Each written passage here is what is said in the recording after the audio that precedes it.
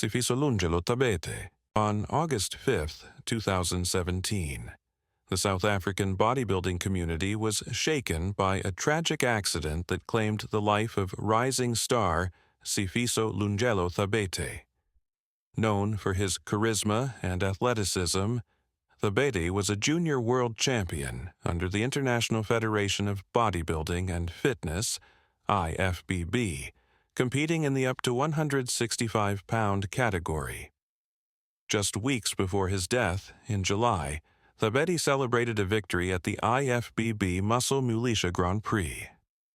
Now, on 5th August, during a local competition, Tabete entered the gymnasium with energy and confidence, waving to the crowd and encouraging cheers. As part of his entrance, he attempted a backflip, a move meant to excite the audience. But the stunt went horribly wrong. Tabete didn't rotate far enough and landed directly on his head, breaking his neck. He laid motionless on the mat, briefly rolling onto his back as stunned spectators watched in horror. Several people rushed to his aid, but the damage was already done. The bodybuilding magazine Muscle Evolution reported the community was shocked and saddened by his sudden death. Tabete's fatal accident served as a heartbreaking reminder of the risks athletes take to entertain and inspire, even in moments meant to celebrate their strength. Jodie Vance. In March 2025, 20-year-old Jodie Vance, a promising young bodybuilder from the United States, died after suffering a fatal heart attack while attending the Arnold Sports Festival in Columbus, Ohio. She was not competing that day but had come to support and coach her pupils. During the event, she began to feel unwell and was taken to a local hospital where medical staff worked to save her, but ultimately pronounced her dead.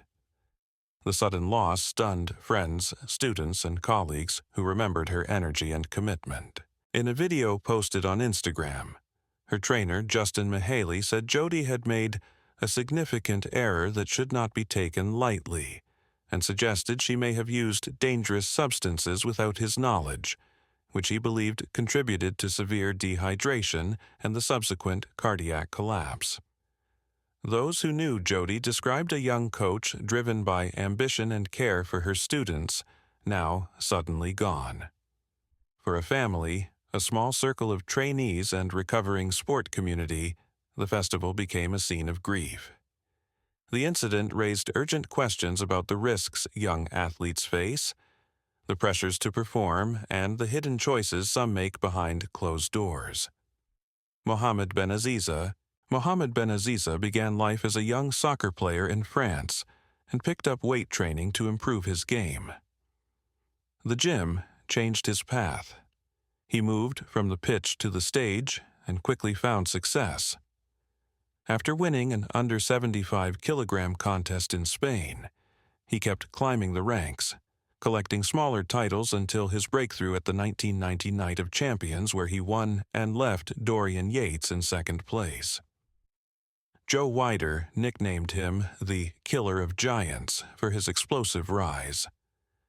Benaziza went on to compete at Mr. Olympia 3 times, peaking with a powerful 5th-place finish in 1992. He kept competing without long breaks and soon traveled to the Netherlands for another event.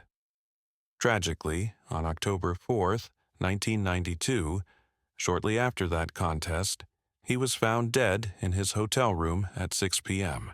Reports say he had complained of sickness and shortness of breath in the hours before his death, but refused medical help.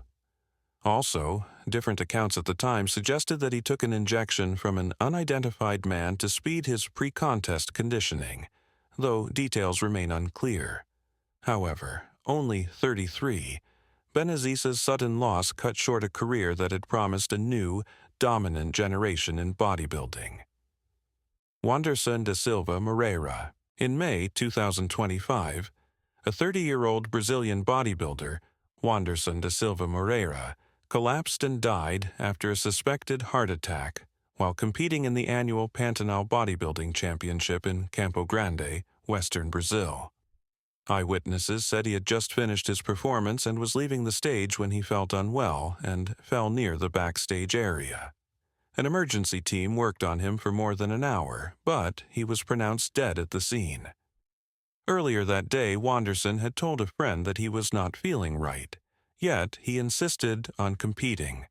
His friend added that Wanderson had a history of high blood pressure. Moreover, Wanderson's coach remembered him as a man with a huge heart. He spoke of a grief that reaches beyond sport, urging prayer for the family and the team, and promising that Wanderson would always be part of their family. However, the collapse stunned competitors and spectators alike, turning a celebration of dedication into mourning. For a family left behind, and for teammates who watched a life cut short, the event is a painful reminder of how fragile the human body can be under physical strain, and how quickly a stage of triumph can become a place of sorrow. Dallas McCarver. Dallas McCarver arrived in bodybuilding as a figure of both promise and mystery. He was massive, athletic, and still young.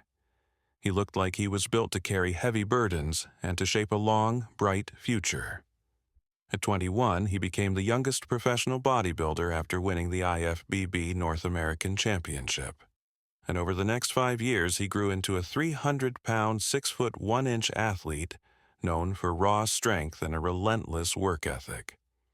His presence on stage suggested a rare combination of power and potential.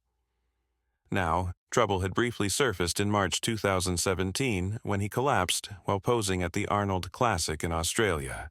He was immediately hospitalized and told to pursue follow-up tests, a step he apparently did not take. Little did he know that the warning would later gain heavier meaning.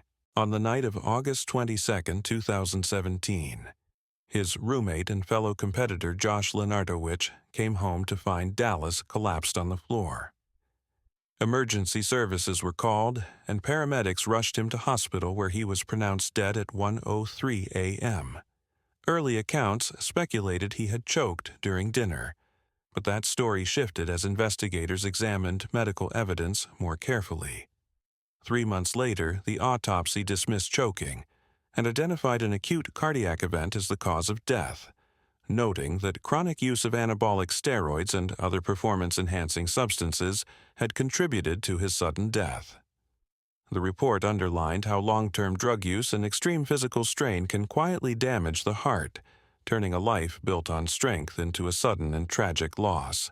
Rich Piana.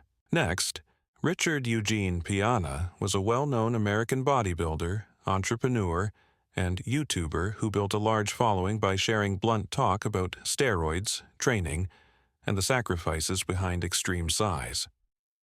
He popularized the idea of the 5%, people willing to do whatever it takes, and his channel mixed motivational speeches, training montages, daily life, and candid admissions about using anabolic agents such as trenbolone. On August 7, 2017, Piana suddenly collapsed while getting a haircut at his Clearwater, Florida home. He fell and struck his head. This made his friend Jansen call 911 and perform CPR until paramedics arrived roughly 10 minutes later. Upon arrival, paramedics found that his heart was not beating properly but were eventually able to restart it. Still, prolonged oxygen loss caused severe brain injury. Responders noted crushed white powder, a straw, and a credit card on a nearby table, prompting administration of naloxone amid initial concern about an overdose. However, Piana's friend later said the substance might have been a high-caffeine pre-workout, not illicit drugs. Piana was placed in an induced coma to reduce brain swelling. After spending 2 weeks in coma, he died on August 25, 2017. The autopsy described significant heart disease. Both his liver and heart weighed twice the average amount for an adult male, and mild atherosclerosis, but offered no definitive cause after toxicology specimens had been discarded, leaving questions about the exact sequence of events. Andreas Munzer. Lastly, Andreas Munzer, an Austrian professional bodybuilder, stood as a living extreme. Skin stretched tight across carved muscles, veins standing out like the runes of a ritual.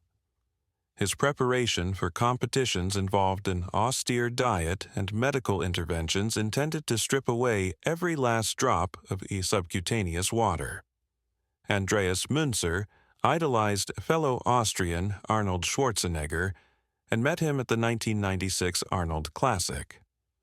But in pursuit of extreme conditioning, he used many performance aids, including large doses of anabolic steroids and potassium-sparing diuretics, treatments that likely played a role in his death. After months of severe stomach pain, he was admitted to hospital on the morning of the 12th of March, 1996. Surgeons operated that evening to stop internal bleeding, but his liver and kidneys failed soon after. His condition was too severe for transfusion, and eventually he died on the 14th of March.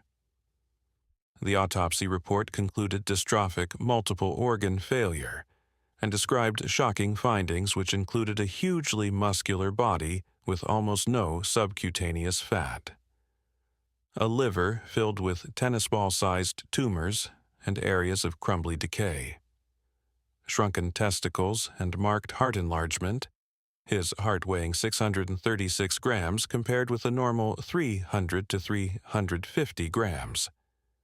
Laboratory tests showed dangerously high potassium and traces of about 20 different drugs with signs of acute toxicity, perhaps from a stimulant. At his funeral in Styria, Schwarzenegger sent a wreath with the emotional message, "A last greeting to a friend." What the sport and medical communities can learn.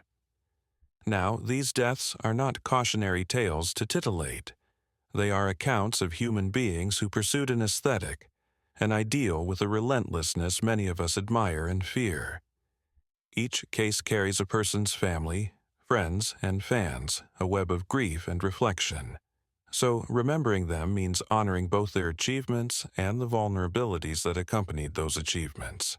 However, these deaths force both athletes and medical professionals to face difficult, uncomfortable questions. They show that the sport needs clearer guidelines about safe contest preparation, medical screening before and during peak conditioning, and honest education about the limits of pharmaceutical augmentation. Different measures should be taken, for example, thorough heart screening for elite athletes, regular checks of electrolytes and kidney function during contest prep, having medical teams and defibrillators ready at shows, and creating confidential no-judgment channels for athletes to get medical advice. Now, what are your thoughts about this video? Share with us in the comments section below. Also, if you like this video, share it with your friends, and subscribe to our channel for more interesting content.